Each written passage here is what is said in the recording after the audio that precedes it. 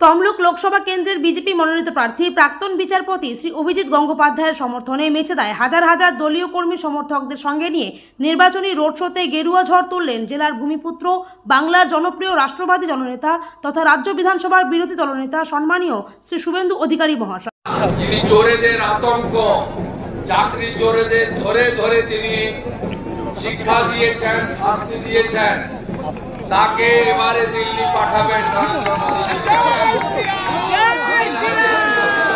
শুভেন্দু অধিকারী জেলার সভানেত্রী তাপসী মণ্ডল বিধায়িকার পক্ষ থেকে সমগ্র মেছেদাবাসীর কাছে পদ্মফুল চিহ্নে 1 নম্বর বোতাম টিপে 25 তারিখ আগে ভোটদান, পরে জলপানের বিনম্র আবেদন জানাই।